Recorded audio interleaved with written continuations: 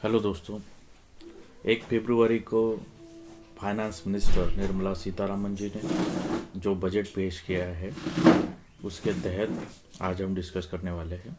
इसके तहत economic growth rate of India 9.2% बताया गया है, जो highest among all large economics है। यानी डेवलप और अंडर डेवलप जितनी भी कंट्रीज है उसमें सबसे ज़्यादा है। और इसमें बहुत अच्छा एक इनिशिएटिव लिया गया है, आज़ादी का अमृत महोत्सव 2022 से लेके 2047 तक। ये साल आज़ादी का अमृत महोत्सव के हिसाब से देखा जाएगा। इसको अमृत काल भी कहा जाएगा। 25 साल भारत की स्वतंत्रता को होने के बाद हम 2047 को 100th ईयर सेलिब्रेट करेंगे इंडियन इंडिपेंडेंस का। इसको ध्यान में रखते हुए इंडिया एट 100 विजन रखा गया है। इस विजन के तहत हमको कुछ उद्दिष्ट या फिर एम्स दिए गए हैं। उसके साथ माइक्रो और macro economic growth with all inclusive welfare focus के तहत हो जाएगी, सब समावेशक विकास। दूसरा है इसमें promoting digital economy with finance and technology enabled development को ध्यान में रखा जाएगा with energy transition, energy efficiency और क्लाइमेट एक्शंस इको फ्रेंडली। तीसरा है कि पब्लिक प्राइवेट पार्टनरशिप के थ्रू कैपिटल इन्वेस्टमेंट किया जाएगा, कैपिटल एक्सपेंडिचर किया जाएगा, जिससे क्राउड इन इन्वेस्टमेंट बढ़ेगी और ग्रोथ की करने में आसानी होगी। तो आइए चलते देखते इसमें क्या क्या है। तो इसमें 4 प्रायोरिटीज़ को फोकस किया गया है। एक है पीएम गति शक्ति, ये एक न्यू पॉलिसी है। इसके बाद है इंक्लूसिव डेवलपमेंट, सर्व समावेशक विकास, productivity enhancement and investment, sunrise opportunities, energy transition and climate action. और चौथा है फाइनेंस एंड इन्वेस्टमेंट। तो ये वीडियो में 2 पार्ट में बनाने वाला हूँ। तो पहले पार्ट में पहले 2 कवर करूँगा, पीएम गति शक्ति और इंक्लूसिव डेवलपमेंट। तो पीएम गति शक्ति क्या है? एक ट्रांसफॉर्मेटिव अप्रोच है इकोनॉमिक ग्रोथ और सस्टेनेबल डेवलपमेंट का, जिसके तहत 7 इंजन डिसाइड किए गए हैं: road, railways, airport, ports, mass transport, waterways and logistic infrastructure. इसके तहत विकास को बढ़ावा दिया जाएगा। ये सब कनेक्टिविटी और ट्रांसपोर्टेशन मोड्स है, जिसके तहत हम इम्पोर्ट एक्सपोर्ट किया जाएगा, ट्रांजिशन होते हैं, ट्रैवलिंग होता है, सब होता है।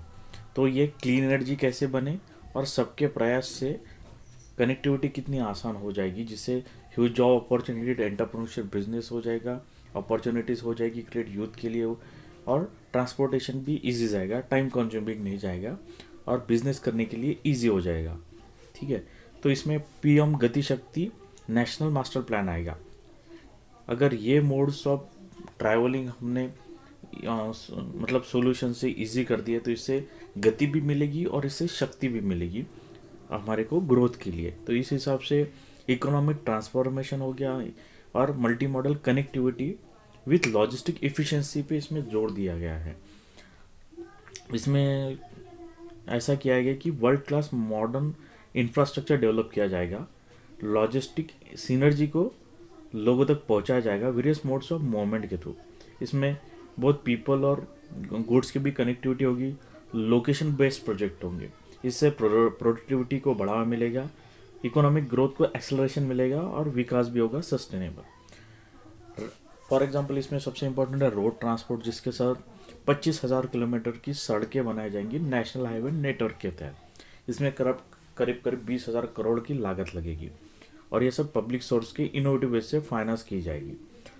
सेकंड है seamless multi modal movement of good and people, लोगों का आवागमन अच्छे से हो, गुड्स और एक्सपोर्ट सर्विसेज का अच्छे से आवागमन हो, इसके लिए यूनिफाइड लॉजिस्टिक इंटरफेस प्लेटफॉर्म बना दिया जाएगा, जो एप्लीकेशन प्रोग्राम इंटरफेस के तहत डिज़ाइन किया जाएगा।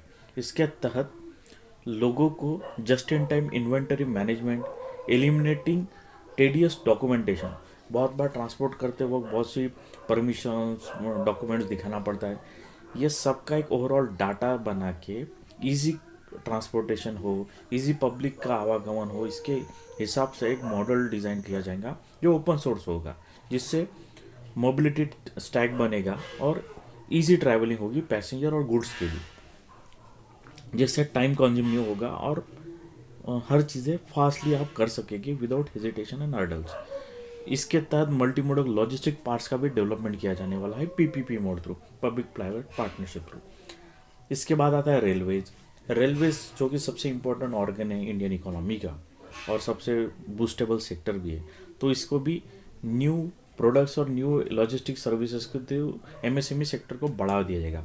रेलवेज में एमएसएमई सेक्टर को बहुत बढ़ावा है बिजनेस के लिए भी और जॉब अपॉर्चुनिटीज़ के लिए।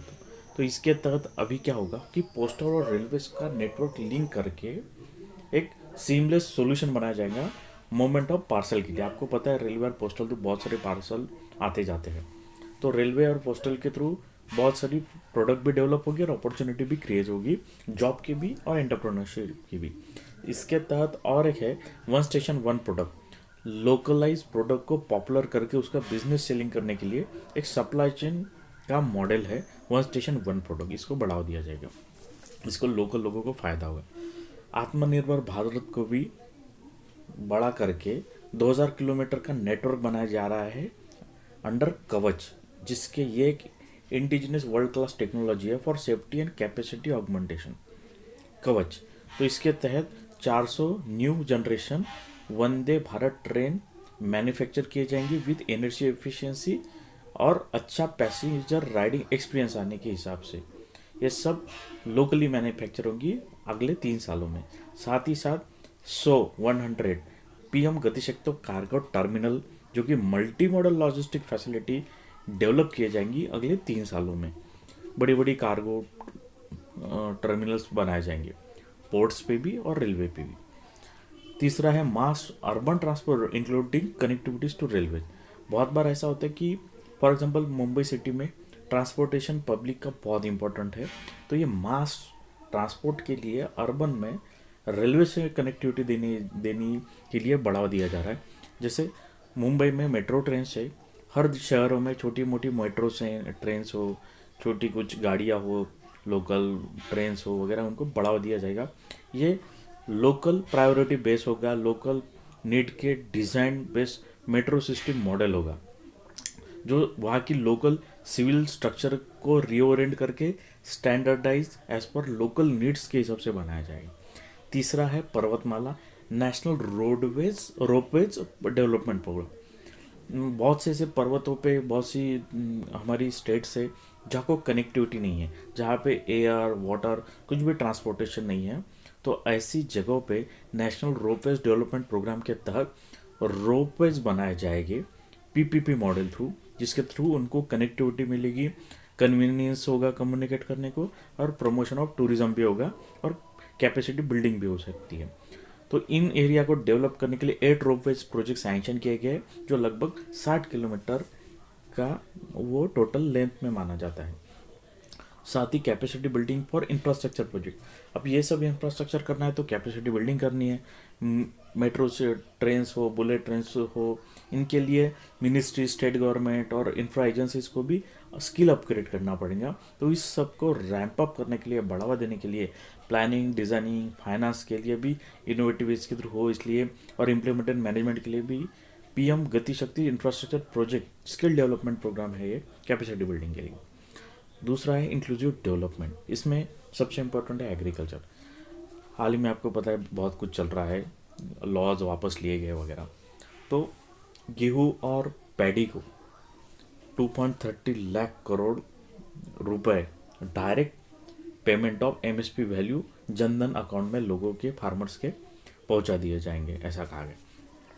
केमिकल फ्री नेचुरल फार्मिंग यानी कि ऑर्गेनिक फार्मिंग को ट्रेडिशनल वे में बढ़ावा देने के लिए कंट्री में नया फोकस लाया जाएगा। इसके तहत 5 किलोमीटर का वाइड कॉरिडोर गंगा के किनारे पहला शुरू किया जाएगा फर्स्ट फेज में, बाद में हर जगह पे बनाए जाएंगे।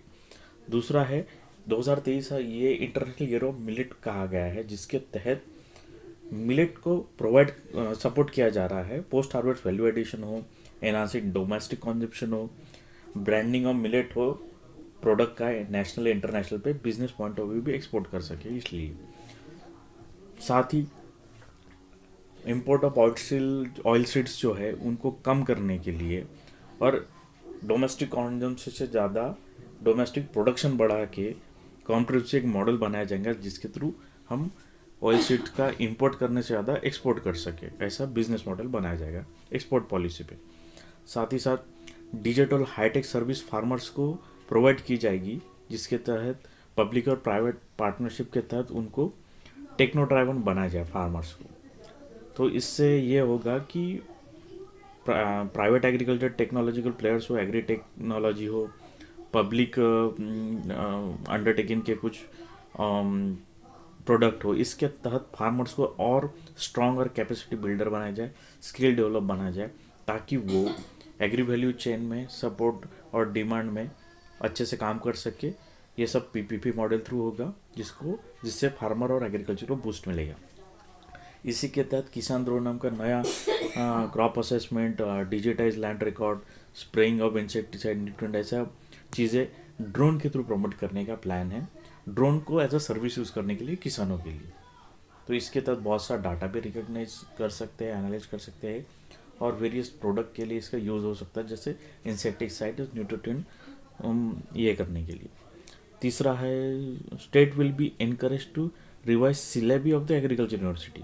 एग्रीकल्चर यूनिवर्सिटीज़ का सिलेबस अपडेट करना है नए मॉडर्न टेक्नोलॉजी के साथ और नए ईरा के साथ। इसमें natural, zero budget organic farming, modern day agriculture changes, value addition and management का नया सिलेबस ऐड किया जाएगा।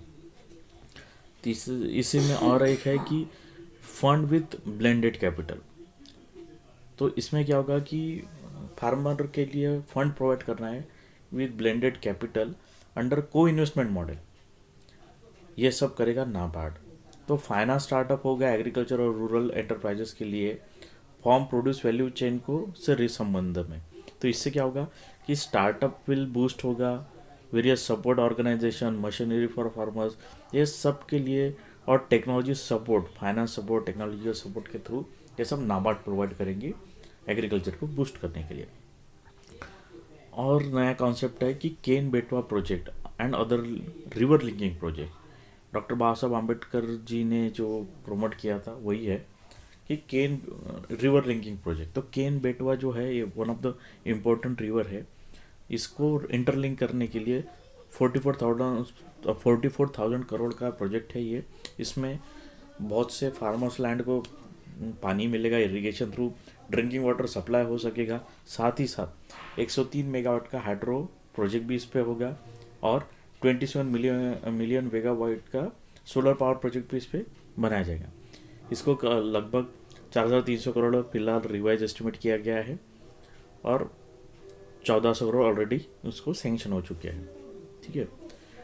साथ ही साथ इसके दमनगंगा पिंजल, पार तापी नर्मदा, गोदावरी कृष्णा, कृष्णा पेन्नार और पेन्नार कावेरी, ये 5 रिवर लिंक प्रोजेक्ट भी लाइनअप में किए जा चुके हैं, सैंक्शन किए जा चुके हैं। फूड प्रोसेसिंग तो बहुत पहले से कॉन्सेप्ट है, इसको और कॉम्प्रिहेंसिव पैकेज देके पार्टिशन ऑफ स्टेट के स्पेशल रिकॉग्नाइजेशन और अच्छा किया जाने वाला है through new modern technologies and machinery के थ्रू।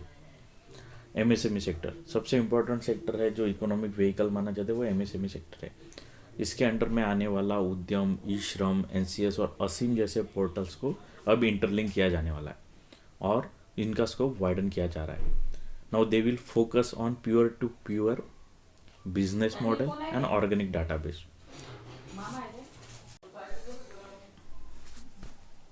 आईटीआई इंस्टीट्यूट जो है उसके अंदर स्किल डेवलपमेंट के लिए नया सा कोर्स डाल दिया जाएगा।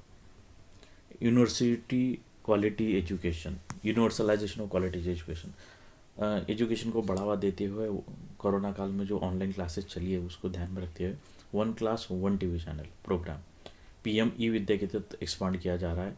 इसके तहत पहली कक्षा से 12वीं कक्षा तक के लड़कों को जो रूरल में है, जिनको मोबाइल एक्सेस नहीं है, उनके लिए 200 टीवी चैनल लॉन्च किए जाएंगे जो हर क्लास को हर सब्जेक्ट के हिसाब से ये होंगे और हर भाषा में ये उपलब्ध होंगे टीवी चैनल पर, रीजनल लैंग्वेज में भी। वोकेशनल कोर्सेज को भी और क्रिटिकल थिंकिंग के स्किल के साथ बढ़ा दिया जाएगा, उनको स्पेस और क्रिएटिविटी दी जाएगी। इसके तहत 750 virtual labs in science and mathematics innovate की जाएगी और 75 स्किल ई लैब और सिमुलेटेड लर्निंग एनवायरनमेंट में बनाई जाएगी। हाई क्वालिटी ई कंटेंट हर लैंग्वेज में, स्पोकन लैंग्वेज में डेवलप किया जाएगा एजुकेशन के हिसाब थ्रू, डिजिटल टीचर्स के थ्रू, और हर इंटरनेट, मोबाइल, टीवी, रेडियो के तहत डिजिटल टीचर के कॉन्सेप्ट में। साथ ही साथ competitive mechanism for development of quality content करने के लिए टीचर्स को स्किल दिया जाएगा, उनको लर्न किया जाएगा, setup empower them equipment with digital tools. Teachers को और स्ट्रॉन्ग और कैपेबल बनाने के लिए उनको हर तरह की लर्निंग आउटकम के थ्रू फैसिलिटेट किया जाएगा। डिजिटल यूनिवर्सिटी ये भी नया कॉन्सेप्ट है। इसके through various Indian language, regional और international language with ICT format एक हब स्पोकन मॉडल बना दिया जाएगा। इसमें पब्लिक प्राइवेट पार्टनरशिप होगी, साथ ही साथ public universities, international private universities सबके कोलैबोरेट थ्रू एक हाई का world class quality universal education based model बना दिया जाएंगे। आयुष्मान भारत मिशन हो, इसको भी डिजिटलाइज करके एक डिजिटल रजिस्ट्री बनाई जाएगी जिसमें health providers, health facilities, unique health identity भी प्रोवाइड की जाएगी। साथ ही साथ कॉन्सेंट फ्रेमवर्क हो, universal access to health facility हो, सब तरह की इंफॉर्मेशन इसमें नेशनल डिजिटल हेल्थ इकोसिस्टम में रोल आउट किया जाएगा। National tele mental health programme, corona के काल में बहुत से लोगों को मानसिक बीमारियों से जूझना पड़ा है, वो स्ट्रेस हो, डिप्रेशन हो, तो इसको ध्यान में रखते हुए national tele mental health programme launch किया जाएगा। इसके तहत 23 सेंटर्स ऑफ एक्सीलेंस बनाए जाएंगे और इसको टेक्निकल सपोर्ट आईआईटी बंगलोर के तहत प्रोवाइड किया जाएगा। साथ ही साथ मिशन शक्ति, मिशन वात्सल्य, सक्षम आंगनवाड़ी और 2.0 जो बच्चे और वुमेंस के लिए लीड डेवलपमेंट प्रोग्राम थे माने जा रहे हैं, अमृतकाल के हिसाब से विजन किए गए हैं।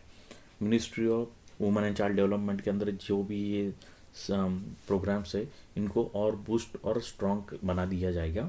इनको सोशल इंफ्रास्ट्रक्चर के तहत फैसिलिटीज़ प्रोवाइड की जाएंगे और ऑडियो विजुअल एड्स भी दिए जाएंगे। तो इसके तहत लगभग 2 लाख आंगनवाड़ी को अपडेट किया जाएगा इस स्कीम के हिसाब से। हर घर नल से जल, टैप वाटर कनेक्शन दिए जाएंगे 2 साल के अंदर, और इसमें अभी तक 60,000 करोड़ रुपए की लागत लगी है और फ्यूचर में 3.8 करोड़ हाउस होल्ड तक एक पहुंचाने का टारगेट है। हाउसिंग फॉर ऑल, ये तो पहले से पीएम आवास योजना के तहत अर्बन और रूरल में घर प्रोवाइड किए जा रहे हैं आवास। लगभग 80 लाख लोग के आइडेंटिफाइड किए गए हैं एलिजिबल इसके लिए। 48 करोड़ अलोकेट किए जा चुके हैं।